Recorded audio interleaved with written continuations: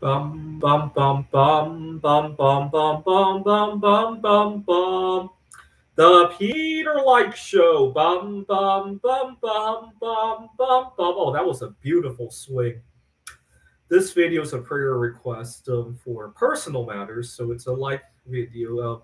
Sing with me, gesture at your screen, and like this video. Let's do it again. I hope I can repeat that swing again. Bum bum bum bum bum bum bum bum bum bum bum bum. The Peter Like Show. Bum bum bum bum bum bum bum.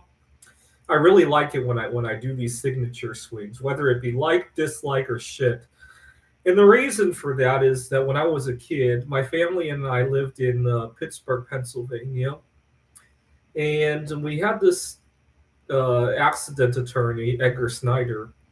He said, "If you've been in an accident, call me right away, and there's no fee unless we get money for you." And that was his signature swing. And I kind of modeled my Peter Dislike show after that.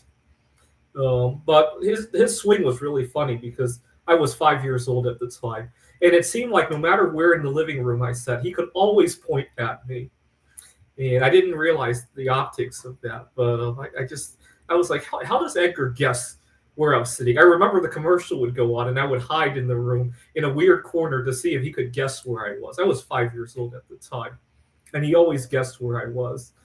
And it became a funny joke because the commercial would start, and I would start running around the living room looking for a place that I never hid before. And my mom kind of played along with it. So those were some good times. I need you guys to pray for me, though, because I've been having a lot of difficulty navigating life as a single guy. I talked about last week when I was dealing with heavy metal poisoning, bedridden, and had nobody to even help with the basics around the house, right? Even to crack open a window or to get me a glass of water. And so that really hurt. It not only did it hurt in the sense that I was already sick, it also hurt in the sense of my self esteem because let's face it, that was a very minor acute poisoning issue. But sooner or later, I'm going to have much more chronic health problems. Or what am I going to do at that point, right? It made me think about, you guys hear me talk about her a lot. Mary Curry, right?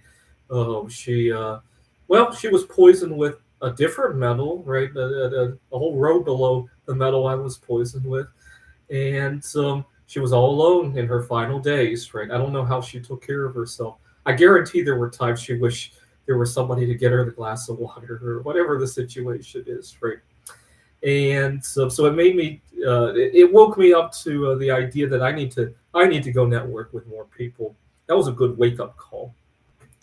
And then I realized that I needed to clean out my car. I'm driving a Kia Forte, so it's got so much clutter in it. And I was thinking, how did I get my car so cluttered? And then I remembered last year I was Googling when's the best time of the year to buy a used car because I'm probably going to be replacing it with a used car, at least 5, 6 years old. I was Googling when's the best time to buy a used car, and I learned that December or January is the best time. This was 2 summers ago when I was Googling that. I was planning to replace the car last winter, like early 2024.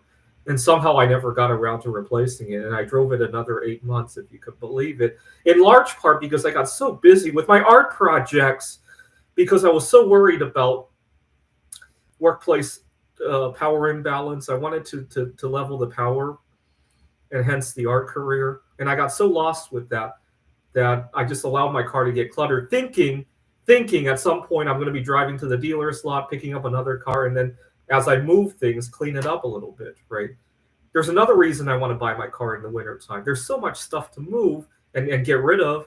I don't want to do it in the summer heat, right? So next January, I'll have another car and I'll be in the dealer's lot rearranging stuff. I hope I don't sell that car back to the dealer because that would be kind of embarrassing. Hey, I got a car to sell you, but first I got to move clutter to the new car, right?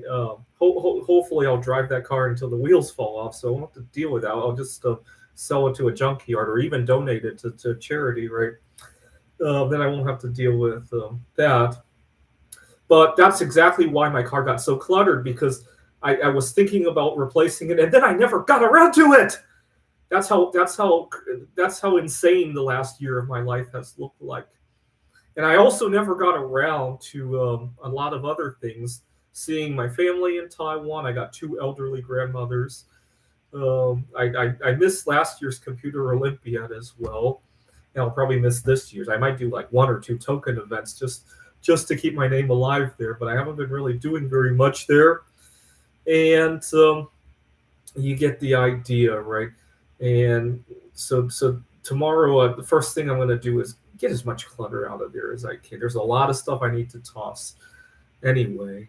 There's some stuff I need to move to my storage unit, and then a bunch of stuff I just need to rearrange in a better condition in the car. And then so I can ask Kelly, I call her Kelly, so that I can go ask Kelly out on a date and see how that goes.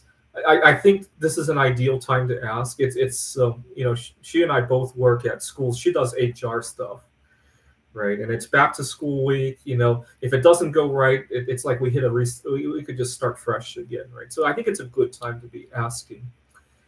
But it gave me a great sense of sadness when I noticed the car and the condition it was in, because it reminded me of how the last year has just flown by, and I didn't even realize it.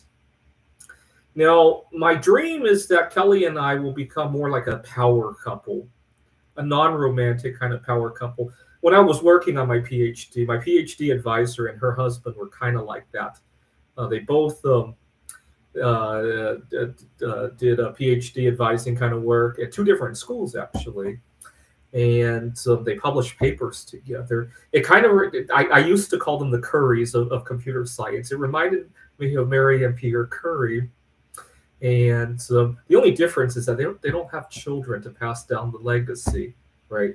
Actually, given a choice of their times, I don't think the Currys wanted children either. Society kind of dictated that at the time, right? So I need to meet somebody to have that power couple kind of dynamics. That would be ideal. I'm going to have to think hard about how to find out from Kelly if that's what she's looking for, so that we don't have to waste a lot of time. Because the last couple of times I've been on dates, I have to find out the hard way after spending months, over a year with somebody, to find out that we were incompatible in that regard. This time I want to avoid that mistake. So please pray for that as well.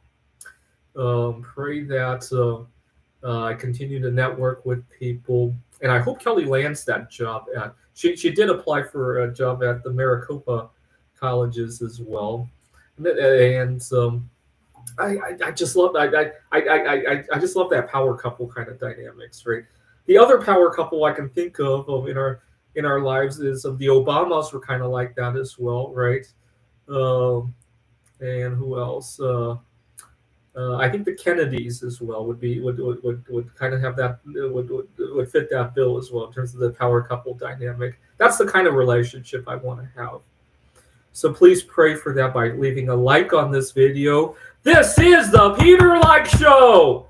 Bum bum bum bum bum bum bum bum bum bum bum bum. The Peter Like Show. Bum bum bum bum bum bum bum. Bum bum bum bum bum bum bum bum bum bum bum bum. The Peter Like Show. Bum bum bum bum bum bum bum.